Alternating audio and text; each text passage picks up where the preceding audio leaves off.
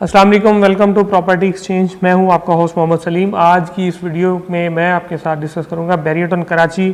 की जो मौजूदा मार्केट है, टैक्स वैल्यूज़ के आने के बाद ये किस तरह से चलेंगी और अभी जो मार्केट चल रही है इसमें जो है वो ट्रेंड नीचे का है या ऊपर का है। अभी अगर मैं बात करता हूँ बैरियटन कराची की प्रॉपर्टीज़ की कीमतों की, तो आप लोग जो बैरियटन कराची को प्रॉपर स्टडी कर रहे हैं उनको तो अंदाज़ा होगा, लेकिन जो दोस्त फर्स्ट टाइम वीडियोज़ को देख रहे हैं तो उनके लिए मैं बताता चलूँ कि बैरियटन कराची पिछले अभी 2 साल से, अभी ये तीसरा साल है। 2 साल पहले इसका एक ट्रेंड बहुत शार्प अप था और उसके बाद फिर कुछ ऐसे मयज़ लिए गए पहले बैरियटन की मैनेजमेंट की तरफ से, जिसमें कुछ मेंटेनेंस चार्जेस बढ़ाए गए और उसकी वजह से फिर रेट्स में डाउनफॉल आया। और ये जनवरी फरवरी या मार्च तक की अगर मैं बात करूं तो इससे फिर मार्केट रिकवर कर रही थी, लेकिन उसके बाद फिर अनफॉर्चुनेटली हमारे मुल्क के जो सियासी हालात हैं वो ख़राब होना शुरू हुए और उसमें काफ़ी हद तक अभी भी जो है वो स्टेबिलिटी नहीं आ सकी, तो जिसकी वजह से लोग कंफ्यूज थे इन्वेस्टमेंट के हवाले से। क्योंकि पाकिस्तान के अंदर अगर आपके पास पैसा है और आपने इन्वेस्ट करना है तो आपके पास दुनिया में या तो 3 सेक्टर्स होते हैं, प्रॉपर्टी, स्टॉक एक्सचेंज या फिर आपको इंडस्ट्री लगा लें या कोई छोटा मोटा चौथा अगर आपको बिजनेस कर सकते हैं। अभी कारोबार करना हर बंदे की बस की वैसे भी बात नहीं होती। कारोबार एक बहुत ही टफ जॉब होती है, लोग जो जॉब करते हैं वो उस चीज़ को समझते हैं। और फिर जिस तरह का हमारे मुल्क के अंदर एक पावर का एक ड्रॉबैक है कि यहाँ पे पावर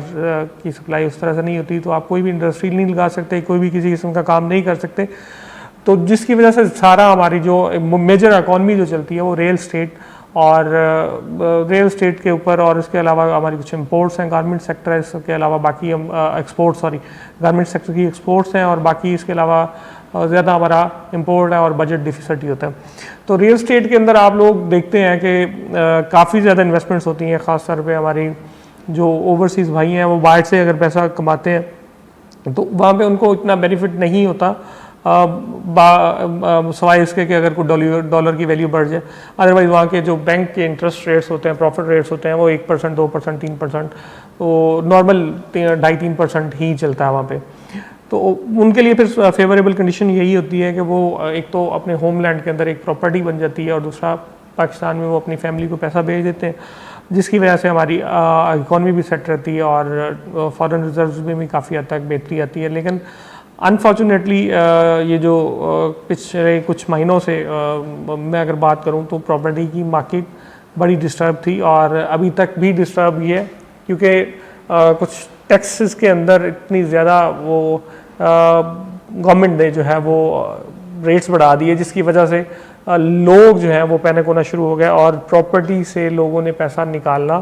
ख़ास तौर पे बड़े प्लेयर्स ने, तो जिसकी वजह से मार्केट डाउन हुई। और अभी तक भी अगर मैं बात करूं तो काफ़ी हद तक वो जो शॉर्ट टर्म उसको कह सकते हैं ट्रेंड, क्योंकि अभी आज गवर्नमेंट बदल जाती है और आज कोई टैक्स से रिलेटेड फेवरेबल कंडीशन दे देती है, तो उसके बाद आप देखेंगे पाकिस्तान की प्रॉपर्टी की मार्केट भी बेहतर हो जाएगी। बैरियटन की तो वैसे ही बेहतर हो जाएगी, क्योंकि यहाँ पे कराची के अंदर ख़ास तौर पे लोगों को इस तरह की कम्युनिटी चाहिए और इस तरह का लाइफस्टाइल चाहिए, क्योंकि कराची वालों के पास पैसा बहुत है लेकिन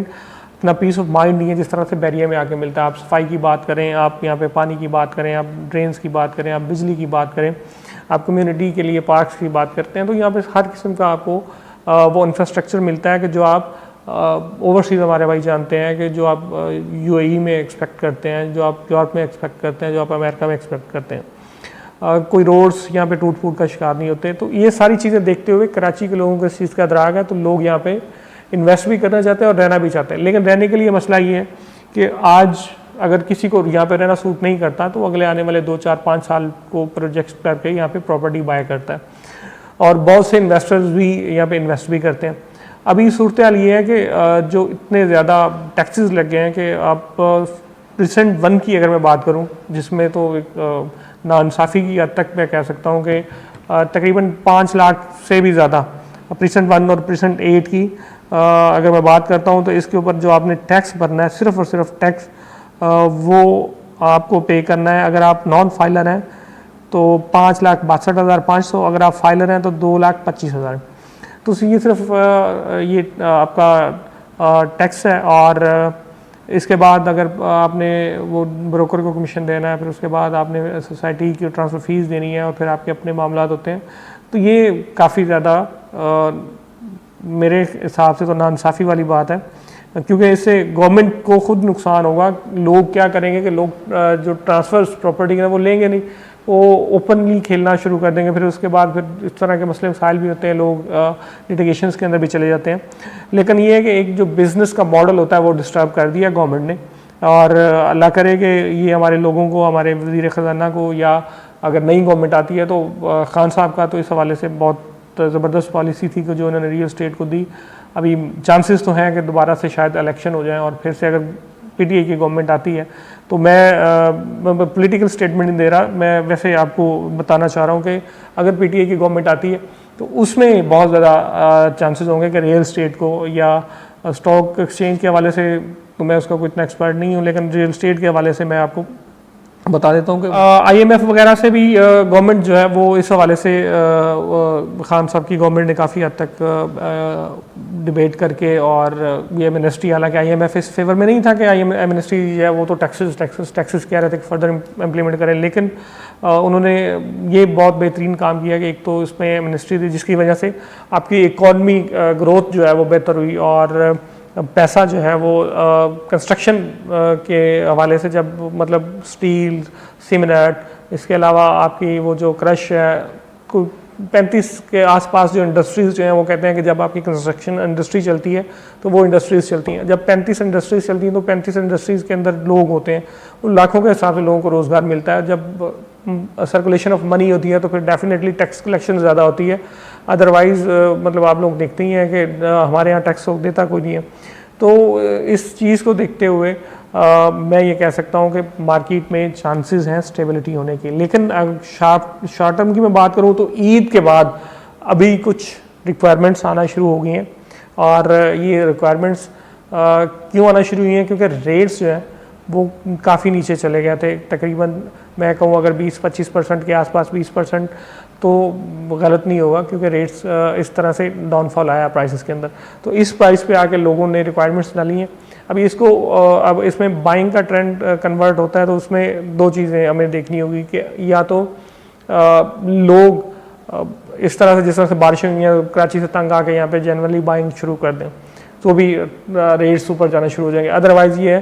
कि टैक्सेस को रिड्यूस किया जाए, और जैसे ही टैक्सेस रिड्यूस हो जाएंगे तो इंशाल्लाह ताला आप देखेंगे कि यहाँ पे मार्केट के अंदर फिर से बूम होगा। अदरवाइज़ मार्केट को सेटल्ड होने में टाइम चाहिए, और मार्केट फिर जो है वो बूम करेगी। टैक्सेस की मैं अगर बात करता हूँ तो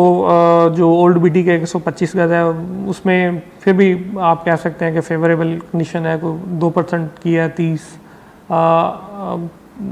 30,800 रुपया है फॉर फाइलर, और नॉन फाइलर के 77,000 है। ठीक है, ओके, उसमें काफ़ी हद तक समझ में आता है कि चलें कोई टैक्सेस हैं तो सही, थोड़े ज़्यादा हैं, लेकिन इतने ज़्यादा नहीं जितने परसेंट 1 के अंदर है कि आपने 5,62,000 डाल दिया। इसके बाद अगर मैं 250 गज की बात करता हूँ तो भी कोई ऐसे नहीं है कि लामाला कि आप कहेंगे नहीं जी अब तो ट्रेडिंग हो ही नहीं सकती। 61,600 रुपया अगर आप फाइलर हैं, डेफिनेटली डबल किया, लेकिन कोई इतना ज़्यादा नहीं है कि हम उसको बेस बना कर कह सकते हैं कि जी ये तो बहुत ज़्यादा हो गया। लेकिन एक बढ़ाया है और अच्छा खासा डबल किया है, तो उसका मार्केट डेफिनेटली इम्पैक्ट लेती है। अभी राइट नो मैं अगर बात करूँ 500 गज पे, तो 500 गज पे फॉर फाइलर वो 1,23,200 रुपये है, नॉन फाइलर के लिए 3,08,000 रुपये। तो ये टैक्सेस की डिटेल है। और बाकी अभी स्टेबिलिटी अगर आती है इकॉनमी के अंदर तो इंशाल्लाह ताला आप देखेंगे कि प्रॉपर्टी की मार्केट फिर से दोबारा बूस्ट करेगी, ख़ासतौर पे बैरियन कराची की,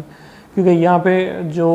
लोगों की डिमांड है वो लिविंग के लिए अगले आने वाले 5-7 साल में मैं देखता हूँ कि ये क्रिएट होती रहेगी। और यहाँ पे लोग जब आबाद होना शुरू हो जाएंगे